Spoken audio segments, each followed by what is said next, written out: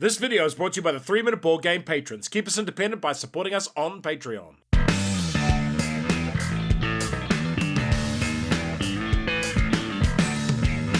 Kia ora koutou, and welcome to Spellbook in about 3 minutes. Review copy used. It has a solo mode. It's a game for 1 to 4 players, playing time is medium, and it's a pretty simple game. You are a wizard competing at a magical tournament. Can you be the first to craft 7 mighty spells, all while feeding your familiar magic power? The game ends once either one player has completely filled their familiar board with stored tokens, or if any one player has learned all 7 of their spell cards. The winner is the player with the most points gained from spells and stored tokens. Drafting. You draw tokens from the bag or from the display. Set collection. Sets of color and sets of runes matter in this game. Engine building. Each spell you unlock grants you power to use in the game. Player turn. Each player has 21 spell cards in 7 different colors. For each game you'll select 1 card from each of these colors and all players will play with the same cards. For our play example, we will use the least complex set of 7 cards. Place the altar tile in the middle of the board and place 5 tokens on it. Each player then grabs their familiar board and takes 2 tokens randomly from the bag. Note that tokens have 2 bits of information,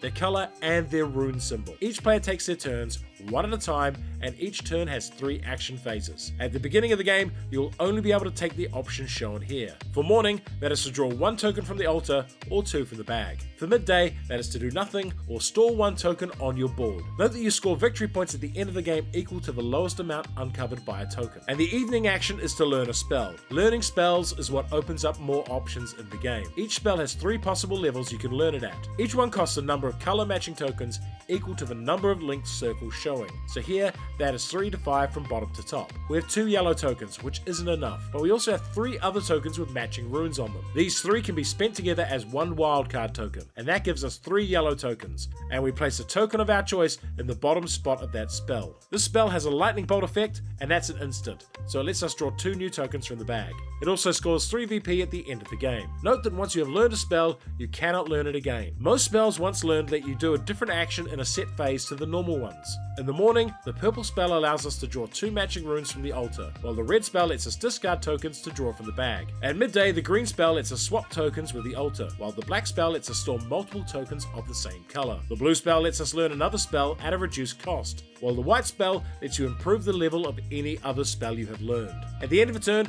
if there are less than 5 tokens on the altar, refill to 5. If there are more than 5, add 1, and if all 10 are there, discard them all and redraw to 5. It is now the next player's turn. Why would you like this game? Spellbook is an easy to learn and family-friendly game made all the more appealing by its fun theme, great components, and lovely art. The core gameplay loop is simple and intuitive, and the game does accelerate towards the end as more of your unique powers come online. The art is really lovely, with all 21 spell cards having evocative images, all while being easily passable as what color spell they are. And the different combinations of spells do shape the game up a little. All up, a solid game for families and casual gamers. The best thing about this game is the spell tokens. They're a fun component, and I know a few games that would be enhanced by them. However, Spellbook is a game that has to compete in the same niche as Splendor and Century Golem, and I'm afraid it doesn't measure up well there, being both longer and more luck dependent than either game. As such, this wonderful looking game is destined to become your 2nd or 3rd favorite game in its own niche. As mentioned, this game is competing with Splendor and Century Golem, and for a more complex game that would benefit from those tokens, try Quacks of Quedlinburg. Spellbook, it's not a page turner. And if you enjoyed this video, hit the notification button,